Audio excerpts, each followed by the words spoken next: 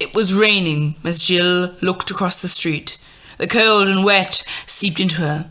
So this is the new John Library. As she was walking down the street, a man passed her. He was the decoy. If she was being watched, she hoped that they would go after him rather than her. The library, which, unlike the commercial buildings listed around it, did not have warm air steaming from the revolving doors each time someone left them. Instead, it was cold. The heating had to have been shut off due to lack of money. Jill came up to the desk and spoke to the man standing there. She asked, "Do you have O'Neill, The Life of an Officer?" He looked up and began to type on the old computer, with a crack in his side. O'Neill, The Life of an Officer. After 1 minute of searching, the librarian said,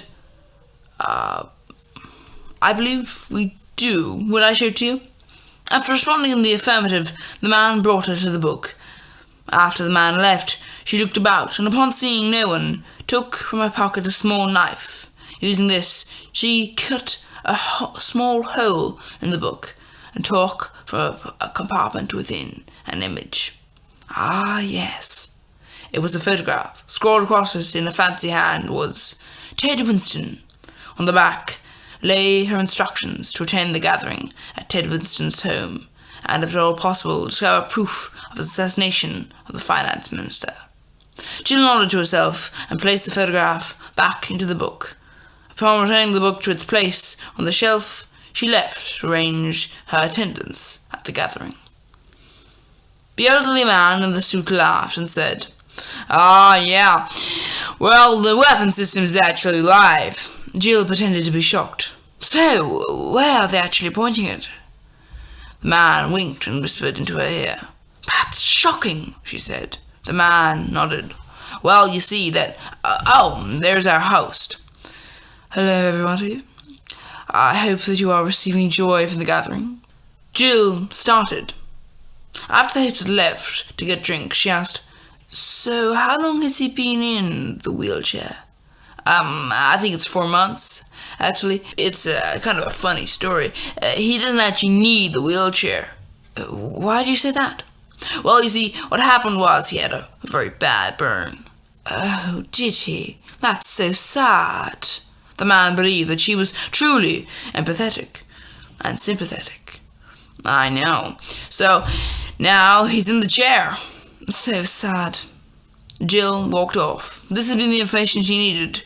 So, he kills the finance minister, and then thinks that burning the body will hide the evidence. Yes, that's it. That must be it.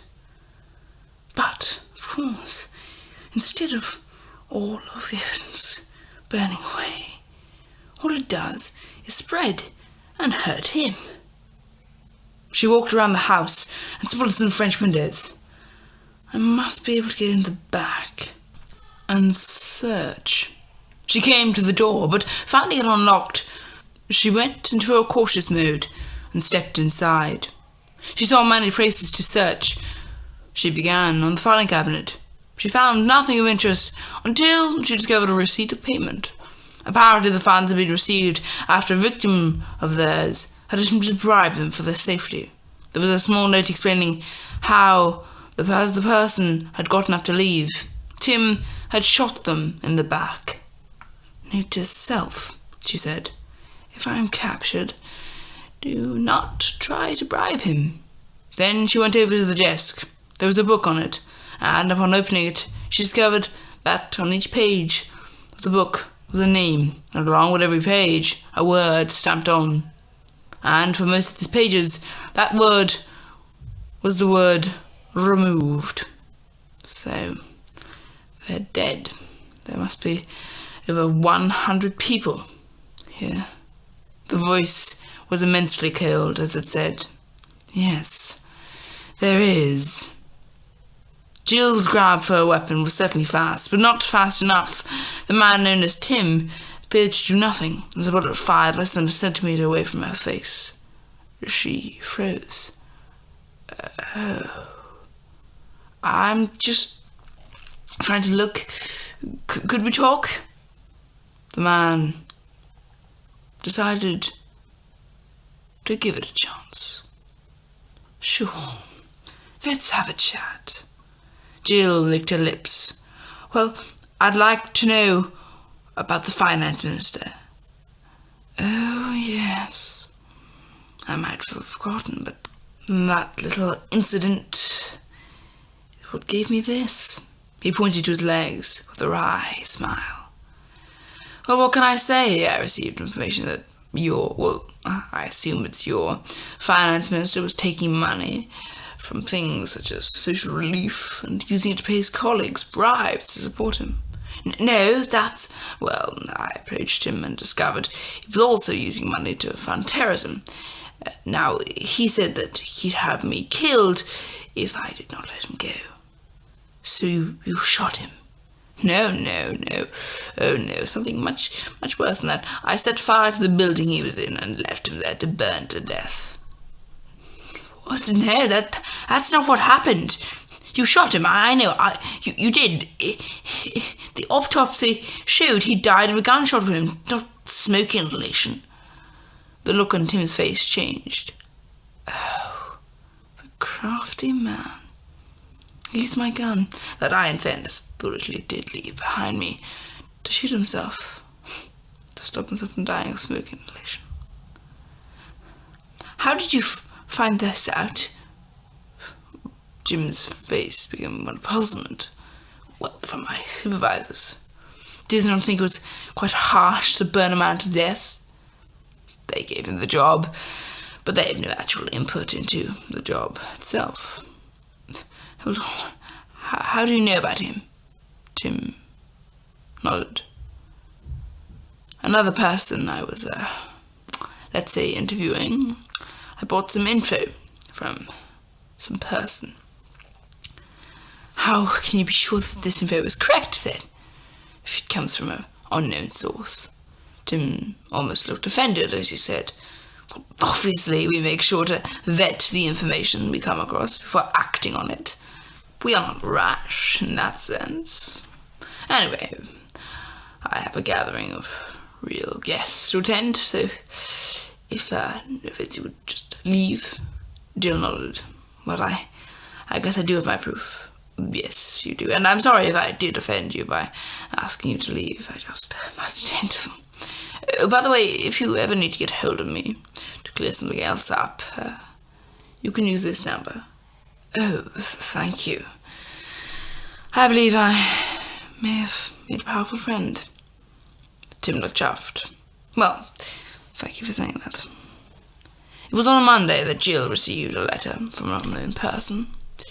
She was having her 7 o'clock breakfast when it was hand-delivered to her door. She came across it as she was going out, and after passing it through a scanner to make sure it was not an explosive, she opened it. Within the letter contained the words, I know how Tim Watson was informed he was being spied upon. Meet me in the old shack at Free Green Lane. That evening, after arriving at Free Green Lane, Jill turned on her tracker and slipped her recording device into her pocket. Finally, she took her gun from the glove compartment. Jill approached the door to the old shack. It was missing a hinge and was unlocked, so she pushed the door open. Inside stood a man in a coat.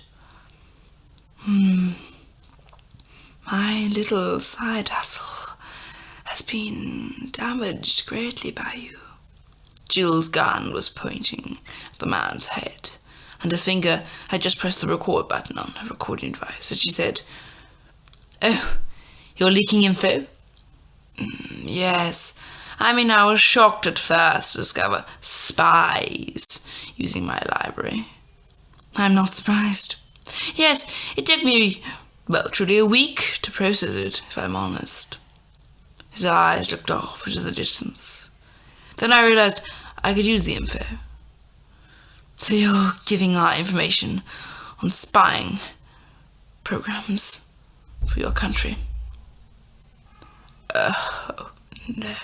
The librarian laughed. You don't know, do you? Jill grew angry. "Don't know what?" He giggled. "It's not just your country that sends instructions there." Jill was shocked. "What?" "Yes, I have made a good bit of money off the sale of all that juicy info." "So you sell it?" "I'm not surprised that you make money. Well, I bet you do make a fair bit." "Indeed. Have to say, smart of you not to do it via online, but just a shame that you picked my library." Jill removed the safety of her gun. "So, Mr. Librarian Man, who do you sell this information to?" "Oh, well, I guess I could tell you that. Well, really, many foreign governments, such as North Korea, China, and the USA. And, of course, a couple of terrorist groups and, well, others. Surely you find it hard for you to sleep at night knowing how many lives you must have caused to end." The librarian's face turned from one of thought into one of amusement. "You have caused so much suffering in your line of work. Can you talk to me about that?" "I know I may have caused suffering, but I'm asking you about your effect." The librarian looked at the cracked walls of the shack and sighed. "Well, no, actually, the money makes me sleep better than I ever did before." Jill nodded. "That really is all that I needed to hear." Jill's finger pulled the trigger. The shot rang out. The librarian's body fell to the floor. Jill held out a gun as she inspected the body of the librarian. He was dead. His body lay a heap as a pool of his blood formed around him. Jill took out her phone and dialed the number on the piece of paper. The voice on the other end asked, "How may I help you?" Jill took a deep breath and said, "I'd like to join you, if that will be at all possible." "Why would this be?" "Well, I've discovered I'm actually kind of ashamed to work for any one country and do their dirty work, when I can, well, remove those who cause the great suffering of this world." The person on the other end responded, and Jill left the shack. That was A New Recruit, a short story by Smith Co. Also read by Smith Co. Please do go ahead and subscribe to the YouTube channel and view other videos. Thank you for listening.